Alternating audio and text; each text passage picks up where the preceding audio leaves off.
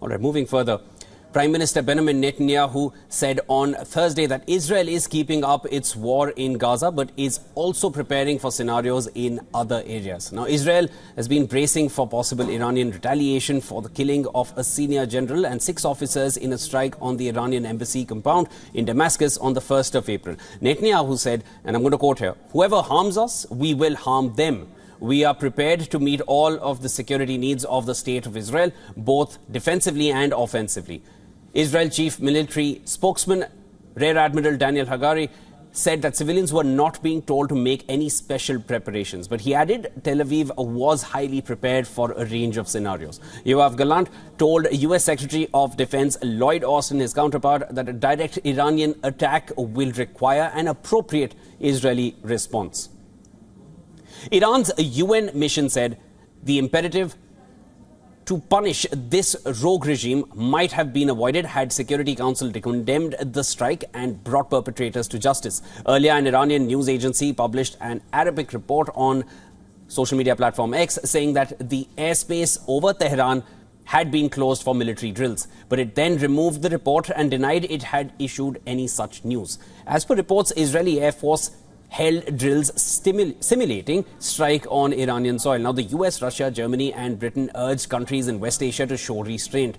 German Foreign Minister Annalena Baerbock called on her Iranian counterpart, Hossein Amir-Abdollahian, to urge maximum restraint to avoid further escalation. Now, the German airline Lufthansa, one of the only 2 Western carriers flying to Tehran, extended a suspension of its flights to the Iranian capital. Russia's foreign ministry told citizens they should not travel to West Asia, especially to Israel, Lebanon and the Palestinian territories.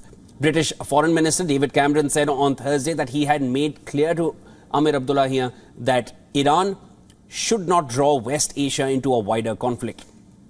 U.S. State Department spokesperson Matthew Miller said that Secretary of State Anthony Blinken called counterparts, including the Turkish, Chinese and Saudi foreign ministers, citing sources. Reports suggest that Tehran has signaled to U.S. that it will respond to Israel's attack on Syrian embassy in a way that aims to avoid major escalations, and it will not act hastily. So obviously we don't want this conflict to spread. We've been very clear about that.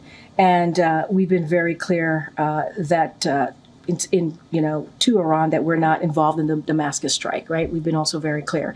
I'm not going to get into public back and forth. We communicated to Iran that the U.S. had no involvement in the strike, as I just mentioned, that happened in Damascus. And we warned Iran not to use this attack as a pretext to escalate further in the region or attack U.S. facilities or personnel.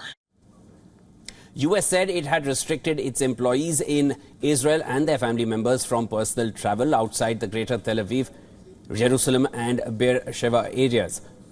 The fighting in Gaza, now in its 7th month, has overshadowed the increasingly tense situation further north. Israeli troops have engaged in daily exchanges of fire with Hezbollah militia fighters across the border in Lebanon. On Thursday, the military said Israeli jets hit Hezbollah military targets in the areas of Mas el-Jabal, Yarin and Qiyam.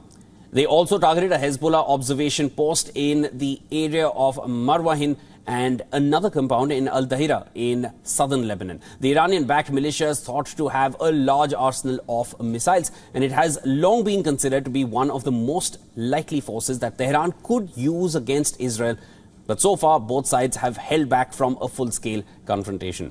Hamas leader Ismail Haniyeh, his group was still seeking a deal for a ceasefire and hostage release after an Israeli strike killed 3 of his sons in Gaza. Speaking in Qatar, of course, while receiving condolences, Haniyeh said the interests of the Palestinian people are placed above everything. He told news agency Reuters that we are seeking to reach a deal, but the occupation is still procrastinating and evading a response to the demands.